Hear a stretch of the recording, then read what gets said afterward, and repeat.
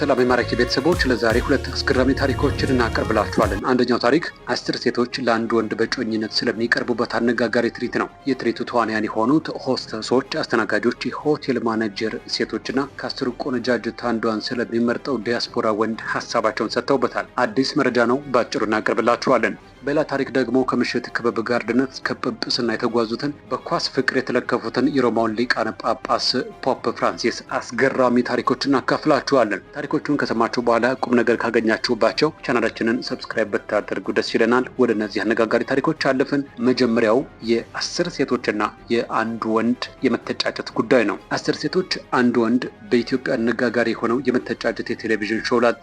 አንድ ወንድና ሴት ይገናኛሉ። ሴቲቱ በወንድ ፍቅር ትወድቃለች። በወንዱ ዙሪያ የሚያንዣብቡና በፍቅር ለመማረክ የሚሞክሩ ተቀናቃኞችን ትከላከላለች። በስተመጨረሻም ወንዱ ለፍቅሩ እጁን ይሰጣል። በቴሌቪዥን በተከታታይ የሚተላለፉ እውናዊ ትርኢቶችን የሚከታተሉ ከሆነ እንዲህ አይነት በርካታ ሾዎችን አይተው ሊሆን ይችላል። በአሜሪካና በአውሮፓ ዝነኛ የሆኑት ላቭ አይላንድ፣ ላቭ ኢዝ ብላይንድ እና ዘ ባችለር የተሰኙ ዝነኛ የቴሌቪዥን ትርኢቶች ላይ የተለመደ የታሪክና የሴራ ፍሰት ነው። በኢትዮጵያ እንደ አዲስ የተዋወቀው የፍቅር ማግኛ የመተጫጨት መንገድ ከተለመደው መንገድ ያፈነገጠ ሆኖ ቀርበዋል። በኢትዮጵያውያን ተመልካቾች ዘንድ ክርክር ባስነሳው ላጤ እውናዊ ትርኢት ላይ ቤተል ጌታሁን የመሳያ ኃይለ ሚካኤልን ልብ ማሸነፍ ችላለች።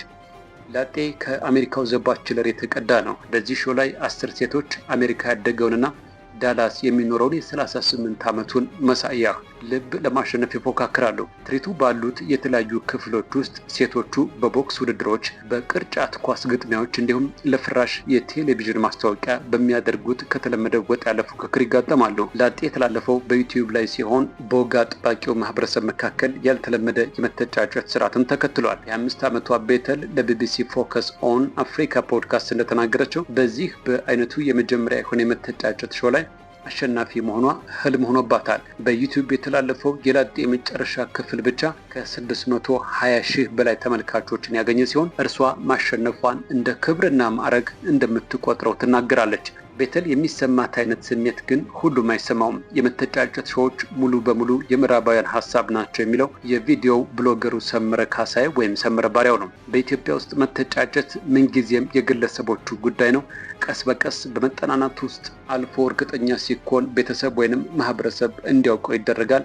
የ41 ዓመቱ ሰመረ ይህ ትርኢት ሴቶችን ዝቅ የሚያደርግ እንደሆነ ያምናል። ልክ በሽልማት መልክ እንደሚቀርቡ ተደርገው ነው የተሳሉት በማለት ሴቶችን ዝቅ የሚያደርግ መሆኑን ያምንበታል። በርካታ ተመልካቾች ተመሳሳይ የሆነ ሀሳብ አንጸባርቀዋል። በዩቲዩብ ላይ ከተሰጡት አስተያየቶች መካከል ሴቶች እናንተም ማንም በገንዘብ በቀላል የሚገዛችሁ ዕቃ አይደላችሁም ይላል። ሌላ አስተያየት ሰጪ ደግሞ በርካታ ፈጠራዎች በፕሮዳክሽኑ ላይ ታይተዋል፣ ነገር ግን ከባህል ያፈነገጠ ከሆነ ነጥቡ ምኑ ላይ ነው ሲል ይጠይቃል። ቤተል ሴቶች በግልጽ አንድ ወንድን የራሳቸውን ለማድረግ መፋለማቸው ከኢትዮጵያውያን ባህል ያፈነገጠ መሆኑን ትስማማበታለች። ነገር ግን ሾው ከማዕከላዊ ጭብጡ ያለፈ ነገር እንዳለው ትከራከራለች። የሾው አጠቃላይ ነጥብ የተለያዩ አይነት ሴቶችን መወከል ነው። እያንዳንዱን ክፍሎች ካየህ እያንዳንዷ ሴት የተለያየ አይነት ፈተናዎች እንዳሉባት፣ ከተለያየ ዳራ መምጣታቸውን እንዲሁም የተለያዩ አይነት የማይነገሩ ወይንም በኢትዮጵያ ሚዲያ ላይ ውክልና ያልተሰጣቸው ነገሮች መኖራቸውን ታስተውላለህ። ምንም እንኳ አከራካሪ ቢሆንም በዚህ ረገድ ላጤ የተሳካለት ይመስላል። በትርኢቱ ላይ የተሳተፉት ሴቶች ከተለያየ ሙያ ዘርፍ የመጡ ናቸው። የሆቴል ማኔጀር፣ የበረራ አስተናጋጅ እንዲሁም የሂሳብ ባለሙያዎች ይገኙባቸዋል። ሴቶቹ ወዲያው ሲቀራረቡ አንዳቸው ለሌላቸውም ሆነ ለተመልካች የግል ታሪካቸውን ሲያጋሩ ይታያል። በአንድ ልብን በሚሰብር ክፍል ላይ ተዋናይቷ ቪቪያን ወጣቶችን በግዳጅ ወደ ብሔራዊ አገልግሎት ከምታስገባውና ሰብአዊ መብት ጥሰቶች ከምትከሰሰው ኤርትራ ወደ ኢትዮጵያ በስደት መምጣቷን ትናገራለች። ቪቪያን ወደ ኢትዮጵያ ብቻዋን የመጣች ሲሆን እናቷን ለ5 ዓመታት ያህል አላየቻቸውም። በእንባ ታጅባ በጣም ትናፍቀኛለች ትላለች። ሞዴሏ ራሄል ደግሞ ቤተሰቧንና እህት ወንድሞቿን ለመርዳት ስትል ትምህርቷን አቋርጣ የተለያዩ ስራዎችን መስራቷን ትናገራለች። ሌሎች ሴቶችም እንዲሁ ሀዘንን ስለመግለጽና ላሳደጓቸው ሰዎች ያላቸውን ክብር ስሜት በተቀላቀለበት መልኩ ሲወያዩ ይታያል። የእነዚህን ሴቶች እውነታ እንዲሁም የፍቅር ፍላጎት በማሳየት ረገድ ላጤ ጊዜውን የሚመጥን ሾው መሆኑን ፕሮዲውሰሯ መታሰቢያ ዮሴፍ ለቢቢሲ ተናግራለች። የላጤ ሾው የተላለፈበት ድንቅ የዩቲዩብ የዩቲዩብ ቲቪ መስራች ከሆኑት መካከል አንዷ የሆነችው መታሰቢያ ያናወጠው ነገር አለ፣ ነገር ግን የኢትዮጵያን ባህል ከመጋፋት ረገድ በጣም ሩቅ ነው ስትል ትሞግታለች። በመጀመሪያ ሴቶችን በጣም አማላይ አድርጎ አጋኖ ያቀረበ አይደለም የምትለው መታሰቢያ በጣም አቀኛ የሆነ የንተዋወቅ አይነት መረጃ ላይ ያለ መተጫጨት እንዲሆን ነው ያደረግነው ብላለች። አክላም ተመልካቾችም ባህል የሚለውን ነገር እንዲሞግቱ ይጠይቃል። ባህል ምንድን ነው? እኛ የምንለወጥንን የሚለው ላይ ውይይት እንዲፈጠር አድርገናል። ይህ በተለያዩ የዓለማችን ክፍሎች ዝነኛ የሆነ ኦናዊ የቴሌቪዥን ትርኢት ወደ ኢትዮጵያ በመምጣቱ የተደሰቱም በርካታ ናቸው። እንዲህ አይነት አደጋ ተጋፋጭነትን በጣም ነው የወደድኩት። እንደ ማህበረሰብ ቁጥብ በመሆናችን ሁሌም ሌሎች ትርኢቶችን በኢትዮጵያ መልክ ማየት እፈልግ ነበረ። ይህ መንገድ ከፋችን ይላል። ሌላ ተመልካቹ በበኩሉ ባችለርን በኢትዮጵያ አያለሁ ብዬ አስቤ አላውቅም፣ ነገር ግን ይህንን ወደ ህይወት በማምጣት ረገድ በጣም ምርጥ ስራ ሰርታችኋል። የትርኢቱን ስኬት ተከትሎ ድንቅ ቲቪ ሁለተኛ ምዕራፍ ለመጀመር በዝግጅት ላይ ነው። አሁን ደግሞ አንዲት ሴት ከሚያቀርቡላት 10 ወንዶች መካከል እንድትመርጥ ይሆናል ትላለች መታሰቢያ። ከተመልካቾቻችን በርካታ ግብረ መልሶችን እያገኘን ነው። ሰዎች ነገሮች ተቀይረው ማየት ይፈልጋሉ ስትል ታስረዳለች። ቤተልና መሳያ የፍቅር ጉዟቸው በአጭሩ ተቀጭቷል። እርሱ አሁን አሜሪካ ከልጁ ጋር ነው ያለው። ስለዚህ በጣም አስቸጋሪ ነው። እውነቱን ለመናገር ወዴት እንደሚሄድ እርግጠኛ አይደለሁም ትላለች። ቤቴል በሾው ላይ ከተሳተፉት ጋር በጣም የቅርብ ጓደኛሞች ነን ስትል በመግለጽ አሁንም እንደሚገናኙ ትናገራለች። ላጤ የኢትዮጵያን የፍቅር መልክ በማሳየቱ በጣም እንደምትኮራ የምትናገረው ቤተል በኢትዮጵያ ሚዲያ ላይ ሴቶችን የተሻለ ውክልና እንደሚሰጥ ያላትን እምነት ትናገራለች። ሴቶችን የምናቀርብበትና ራሳቸውን የሚገልጹበት አዲስ መንገድ ነው በማለት ትርኢቱን አዲስ የምናይበት መነጽር ነው ስትል ሀሳቧን ትቋጫለች።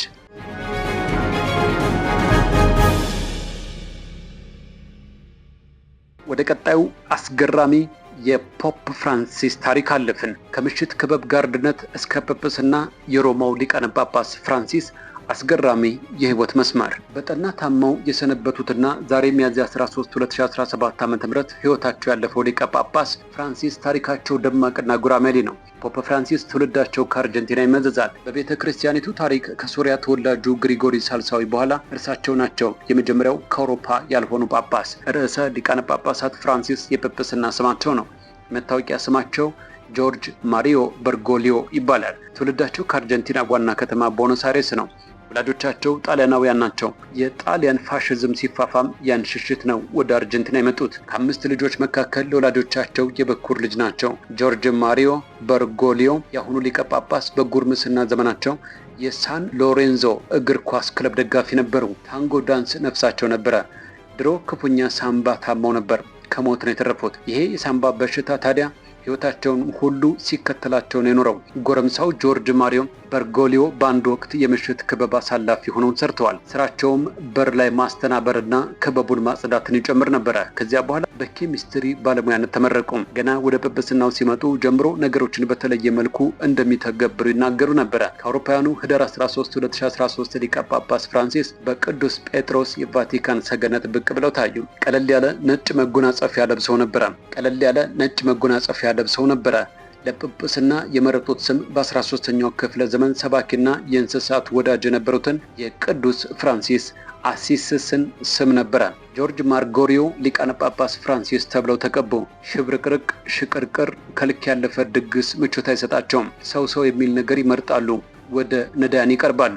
በዚህ ቀለል ያለ የህይወት ዘይቤያቸው ከ1.2 ቢሊዮን ለሚልቁ ምዕመኖቻቸው ምሳሌ ለመሆን ችለዋል። ለድሆች የምትቆም ኩርምት ያለች ቤተ ክርስቲያን እንዴት እንደምትማርከኝ በሚለው አነጋገራቸው ይታወቃሉ። ታዲያ ተወዳጅ የሆኑትን ያህል ነቀፌታም አላጣቸውም። የወግ አጥባቂነታቸውን ያህል ከቤተ ክርስቲያኒቱ የተገፉትን በማቅረብም ይታወቃሉ። ጥብቅ የቤተ ክርስቲያን ህግጋትን በሚከተሉት ጳጳሳት የሚመረጡትን ያህል ለዘብ ያለ አመለካከታቸውም ልዩ ያደርጋቸዋል። ለምሳሌ ለተመሳሳይ ጾታ አፍቃሪያን ያሳዩት ርህራሄ እዚህ ይጠቀሳል። በታሪካቸው ጥቁር ጠባሳ ተብሎ የሚነሳው አርጀንቲና ካርዲናል ሳሉ ለወታደራዊ መንግስት አጎብድደዋል የሚለው ክስ ይነሳባቸዋል። በተለይም በወታደራዊው አገዛዝ ታፍነው ለተወሰዱትና ብዙ ስቃይ ላለፉት 2 ቀሳውስት የፍራንሲስ እጅ አለበት እየተባሉ ይከሰሳሉ። እርሳቸው ግን ከመድረክ ጀርባ ብዙ ሰርቻለሁ እንዲለቀቁ አልሆነልኝም እንጂ ይላሉ። በሌላ ገጻቸው ደግሞ ፍራንሲስ ቀለል ያለ ህይወትን የሚመርጡት ይባላሉ። ከድሮም ጀምሮ ለምሳሌ በአውሮፕላን ሲጓዙ በአንደኛ ደረጃ ማዕረግ ክፍል ውስጥ አይበሩም። ከተራው ህዝብ ጋር በኢኮኖሚ ክፍል ውስጥ ነው የሚሳፈሩት። ከዚህ ባሻገር ከአንግሊካን፣ ሉተራን እና ሜቶዲስት እምነት መሪዎች ጋር በጋራ መስራታቸው ያስመሰግናቸዋል። የእስራኤልና የፍልስጤም መሪዎችም በመሩት ጸሎት ላይ በጋራ እንዲገኙ ማድረጋቸውም ተደንቆላቸዋል። በአክራሪ ሙስሊም ጥቃቶች ምክንያት እስልምናን ማውገዝ ልክ አለመሆኑን መናገራቸውም የሚጠቀስ ነው። ስለ እስላማዊ ጥቃት ከተናገርኩ ካቶሊካዊ ጥቃቶችም ስላሉ እሱንም መናገር ይኖርብኛል በሚለው አገላለጻቸው ብዙዎች አይዘነጓቸውም።